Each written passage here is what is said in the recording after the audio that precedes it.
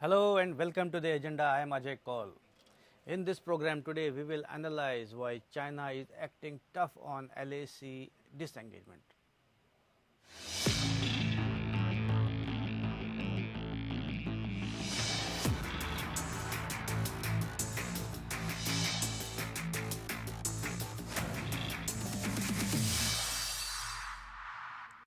After smooth disengagement in the Pangong Lake area, China is acting tough on pulling back troops from other friction points, particularly Gogra Hills and Hot Springs areas.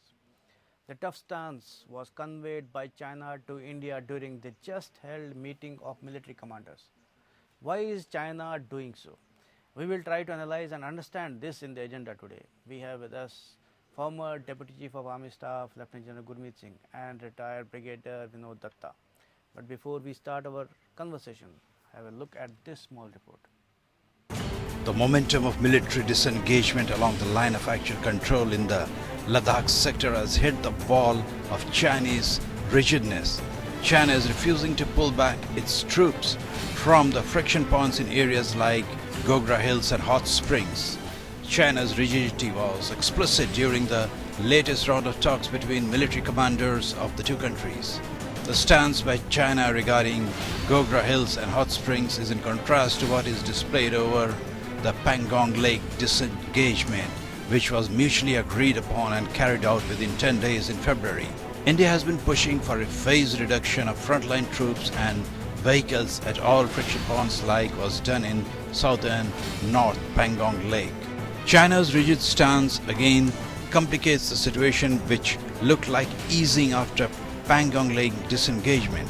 In Gogra Hills and Hot Spring areas, both the countries have tens of thousands of troops deployed in eyeball-to-eyeball position along with heavy artillery, missiles and fighter planes. The military buildup began in May last year after China attempted to militarily change the status quo of the line of actual control on eastern Ladakh sector. As it moved its troops, India carried out the matching deployment of its forces, leading to a tense standoff. On June 15 last year, soldiers of the two countries had a physical clash in Galwan Valley after the Chinese troops made aggressive maneuvers. In clash, India lost 20 soldiers. An unspecified number of Chinese troops were also killed in clash, but China never revealed the exact figures. Over the last few months, the tensions have eased, but the military standoff is definitely not an ideal situation. Bureau Report. Now let's welcome our guests, Lieutenant General Gurmeet Singh and Brigadier Vinod Datta. Welcome to the program, both officers. So I'll first go to General Gurmeet Singh about China's stance of not withdrawing from Gogra Hills and Hot Springs. So does it surprise you? Actually, it doesn't surprise me, Ajay. The reason is that we had this 11th meeting which lasted for 11 hours, and this was almost after 48 hours of the previous one that we had on 20th February. Actually, I have attended large number of meetings with the Chinese in my life, professional life, extending from 2000 to 2012. Chinese have always been getting into the tactics of delay, prolonging, and talking in. I think this is a basic characteristic of the Chinese as far as the talk is concerned. And also, apart from that, if you look at the overall environment, then one can see that there is a basic difference between the approach and concept for this talk between the two sides. Whereas the Indian side would like to focus and move forward on disengagement and de-escalation and thereafter de-induction. But if you look at the Chinese perspective at this moment, they would like to move ahead with on the bilateral relationship while doing disengagement. I think that's where the basic difference is. And apart from that, you've got to see that within what overall environment these talks are being done. After this February 20th, if you see, there was a meeting of the Quad on 12th of March. There was a US and Chinese talk at Alaska. And I would say the heightened activity in South China Sea and Indo-Pacific region. And also the enhanced US and China relationship. I think all these affect, there is no doubt about this. But also I would like to say, basically when we started talking about the disengagement, Indian side had told that we'll go in a coordinated, phased and in a very favorable manner. Whereas the Chinese said, we'll go in a synchronized and an organized way. So there's a difference of approach, but it is going very slow. And to be very honest, I agree with some of the concepts to say they were inflexible, they came with premeditated thought, and that's why there was no recordable move forward. But General, they were flexible when it came to Pangong Lake. Now they become inflexible when it comes to Gogra Hills and Hot Springs. Why? Very good point, Ajay. I must compliment you for this fight because they are opportunistic of the highest order. In fact, at that moment, the chips were down and we were clearly dominating. We had the leverage within us. And see, they So we gave up that leverage. So we gave up that leverage, what we had in Pangong. No, I would say that leverage was used. I wouldn't say give away. It was used for that circumstances. And new leverages can be created any time. That's not the issue. But the thing is that what they started the pullback on 10th of February, they finished on 19th, where it was targeted to be February 24th. Right. In fact, that is the speed with which they moved back. And also you must see that in the entire history of the China, this is the first time they have moved back from the place that they occupied. So how difficult, how I would say, for them it would have been. For them it was absolutely a threshold in the wrong direction. But General, we know we can't trust China, so I'll go to Brigadier Datta. So Brigadier Datta, we know China का दांत दिखाने के और होते हैं और करने के खाने के और होते हैं. So it's like, as I asked, they were very flexible in Pangong Lake, but they are not, inflexible. In fact, I will mention about Depsang also, Gogra Hills and Hot Spring also. Why? Ajay, good evening. First of all, I also want to compliment you for this question because for China, it is always a marriage of convenience. They have always been, opportunist, as General Saab had already said. What they were looking is, since the Kailash Ranges operations were there, China has always been on a back foot. Right. And China desperately and deliberately tried a lot of attempts to get them back. They tried, persuading India. They tried to, they also had coercive diplomacy, which they tried. But it was a wonderful operation which was planned by the Indian forces. Now, if you see Pagangso, why they have gone back is because they wanted, to retain the heights in southern Pagangso region because they are strategically very, very important. And if Indian troops are holding them, they make the defenses of China untenable. Right. And that is one of the routes, from the Chushul-Moldo Bowl or from the other areas. That is a roadway or a way or an approach to Ladakh region. So which has been, which was totally, clamped by the Indian forces by securing those shelters. Now, another point about the Depsang Bulge or Demchok funnel. You see, they will not, take that initiative, for the reasons that they are very strategically located places and they have strategical importance. If you see Demchok funnel, it is a water source and China requires, water. If you see, 80% of the China stays in eastern China and there is again a tremendous shortage of water. Right. Another point which they want to do is that they also want to have they want to have this water diplomacy because they are controlling water for almost 18 countries, and now they are also building a dam in Tibet.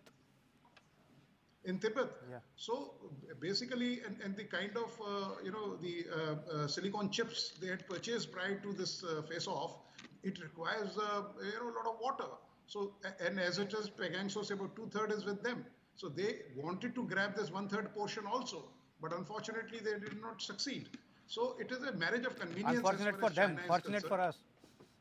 Yeah, fortunate for us, and we didn't relent. Yeah.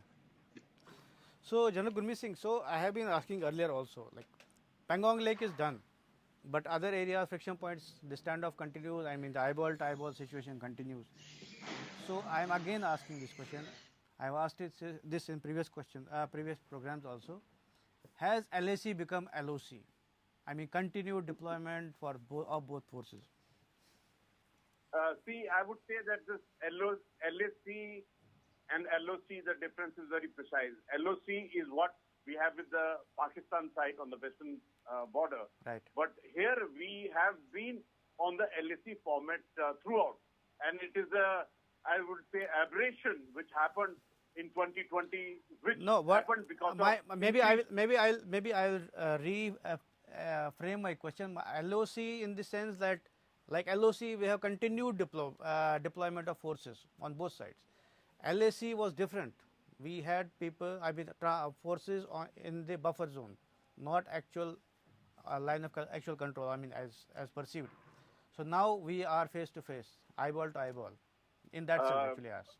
Ajay, I absolutely agree with you. Your question is very right. In fact, I would say LAC, line of actual control, which is not managed well between two countries, will automatically become line of conflict. There is no doubt on that. But at the same time, I would like to say that if you look at East Ladakh in particular, we have a major border issue where China is in an adverse position of 38,000 square kilometers. But this issue which happened in April 2020 was only related to line of actual control. And this was being managed with number of agreements and the confidence building measure. But what China did, it has escalated the activities. And it is, in fact, I would say it is because of the activities that it had taken the shape of LOC, which you actually are alluding to. But I would say that I think after the phase one of the disengagement which has been done between the two countries, where very pointedly North Bank, South Bank, and the armor moving back, and the restoration of the landform was done. And with this, both the sides have agreed that we will move ahead and look at the other friction points. We have Hot Springs, Gogra, and Depthang, and even the Demchok. If you look at it, 832 kilometers of LAC is there. It is a 10 to 14 or whatever the number of areas of differing perception is there on this area. In fact, if we do not manage those areas of differing perception in a very, I would say, mutually acceptable way, this will definitely have heightened activity. Therefore, I think both the sides have agreed in this 11th meeting that we have to carry out disengagement, move forward on disengagement, and thereafter move into the de-escalation and thereafter de-induction. I would say that is what will restore the earlier aspect of it. But what has happened in 2020 is that India and Indian Army has lost trust in the China because China had, I will say, dishonored the agreement, and that's the reason I think we got to freshly again look at the agreement and restart the LAC clarification. I agree with your apprehension that if you do not manage your LAC well, it'll get into the LOC format. Absolutely. Right. So, Brigadier Datta, as General Saab raised about the agreements, all the agreements like peace and tranquility and all those agreements since '93 are now trashed. I mean, there is no trust now. So, how do you trust that? So, how do you build that trust again? Ajay ji, you see, there are almost 5 to 6 agreements and protocols which have been signed from 1996 to 2015. And you rightly brought out, it was about peace, tranquility, use of force and use of troops in the LAC scenario. China has got a history that it not only dictates terms, and when it comes to negotiating and respecting these protocols, China changes the goalpost. And it has done not once, so many times. If you even go back to history, if you say the dispute about the Johnson line and the other line, which is a major dispute between China and India. And China, approves of Johnson line because as per that, the Excited area falls in his areas of, responsibility.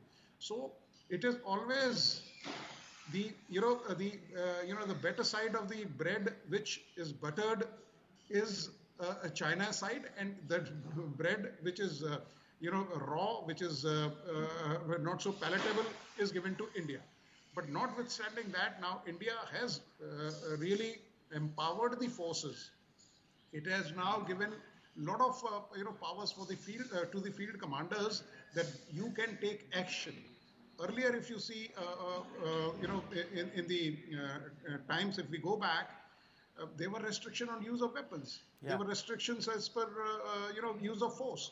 But after this Galwan incident, the security forces or the Indian Army forces, they have been given enough and tremendous powers that you can react. And now this is quite clear, and the message has gone loud and clear to China. And China now has taken a backstep in view of these reasons. Secondly, they have also realized that India's determination and India's stand, and India is, you see, India has got a battle-hardened army, which has seen a lot of operations in high-altitude areas or in glacial areas, whereas their army is a conscription army, because they are getting those people in conscription or on a contract. They are not battle inoculated. So China had realized it, that yes, it will not be... Brigadier Datta, like China has been stinging us again and again. So we trust them, we try to trust them, believe them, but then they sting us. Then what is the option now for India? Yeah, the option is, Ajayji, you're right. You see, about any nation, the character of a nation is also read with the kind of mandate and narratives which we are discussing every day on, whether it is a print media or an electronic media. What the other countries have read, and why other countries, even if you go to our Western neighbors, they have also realized that we have never been, we have always been reactive. We have never responded suitably. So the kind of muscular nationalism which we must, show to the world, and we have done it in some of the instances. And those instances, the world has appreciated. The adversaries have realized that yes, they can come this far and no further. And now you realize that the stance of China has totally changed. The tone and tenor has changed. The deployment is changed. Now the Chinese government wants you on the negotiating table. Earlier, we were requesting them. So if we take these kind of stands, but I think I think that is China's tactics of maybe dragging it and maybe misleading it. So you come to the discussion table and you keep discussing. If you talk about SR rounds of talks, there have been actually 22 or 25 rounds of talks, but it's going nowhere. So I think this process of talks is, I think, misleading, Brigadier Datta. Yeah, I think so. Yeah. So that is it. So General Gurmeet Singh, I'll come to you about, as Brigadier Sahab mentioned about that we have been reactive. I will add that we have been kind of waiting for somebody or our adversaries to act, and then we act, maybe react. Only time I think we acted on preempted was in Siachen, I think 84. That was the only time I think we were quick to preempt our adversary or enemy. So that policy I think has to be revisited. What do you say? Ajay, I must compliment you for asking this question. I think the biggest change which has taken place in India from 2020 as far as the national security is concerned, we have realized one thing, that we got to drop this reactive perspective, and we got to get in preemptive, proactive and prepared phase as far as the security is concerned. Look, the way China exhibited three aspects in 2020, expansionism, belligerence, and that too in the COVID time, and thirdly, the Pakistan and China cohesiveness. In fact, the only method of addressing it is by being preemptive and proactive. We've been applying this against Pakistan when we went into surgical strikes in the Balakot. Right. I think they were the two aspects where we had exhibited proactive and the preemptive aspect of it. We have to change our psyche as far as the national security is concerned. There is no doubt about this. And let me tell you, you are asking a very beautiful question, that despite all these things, how do we move ahead? Yeah. What is the solution? Yeah. I would say that like the steps that we've taken for disengagement at the moment, this will assist us in de-escalation, and thereafter the de-induction must be planned by the China and by both sides in this area. Apart from this, I think we need to restore to the activities before April 2020 this area. That's important. And after that, this all happened because we have not clarified the LAC to each other. We must get No, into because the because exercise China of has carrying been, out- but I think China has been refusing for, I mean, to clarify that LAC, isn't it? No, I don't agree with that. In fact, it is our Prime Minister which had gone in 2015 to China. That's what I'm saying. and China has been that- refusing. that- China has been Yes, refusing. they have been refusing. You are absolutely right. China has not been taking it as a priority and a focus. And that's the reason we've had this problem. So therefore, there's a requirement that what exercise we started in 2000 of exchange of respective perception as far as LSC is concerned, that must be done. Right. And in fact, the biggest casualty of 2020 is that we have to look at the confidence building measures and the agreements once again. And after that, let's not forget, we have a boundary issue, we have a boundary question. We have to get on to that area to walk towards the solution. Right. At the moment, we have had 23 meetings at the NSA level, that's the special representative level. Yeah. But we have not come to any identifiable, I would say, move forward onto that. I think these are the things which have been lying in the limbo for pretty long, and Right. we must walk on those lines to find a solution to the problem. Right. So before we conclude, Brigadier Datta, I want to ask about the Quad, as General Saab also mentioned about Quad. So is the Quad a tactic, or is China using that as an excuse to maybe act tough or on this LAC thing? No. Actually, if you see the members of the Quad and ever since this group has come up, China has really it was taken by surprise. Initially, if you recall, there were statements by Chinese government that it is going to be like a fog and it is going to be like a bubble and it will settle down, because they never realized that it will boomerang into, or it is going to gather so much of mass that China will not be able to handle it. If you see the other countries, now what is happening is that none of them have got a land dispute with China. It is only India which is having a land dispute. Now, Japan if you also see, has disputes about islands. Yeah, they have in the Senkaku Islands and all. Yeah, but if you see the kind of the confederation of these countries, the kind of military vertical which has been added. Initially, India was quite reluctant to add the military vertical into it, but now they have voiced their willingness that they should form part of it. Right. So yes, Quad has really softened China's stand, and yes, the other countries, because even America knows that alone they cannot take on the might of China. Because if you see, if you see the National Defense Paper which has been rolled out on 1st of January this year, it says that China is looking to be a superpower in the years to come. So we know that China is trying or aiming to become the superpower, number one power in the world. But I think we need to revisit our policy towards China and be more, I think, proactive and preemptive. But the program time today is over. Thank you both of you for participating. This is all in the agenda today. Thanks for watching. I'll be back with another important topic tomorrow. Till then, goodbye.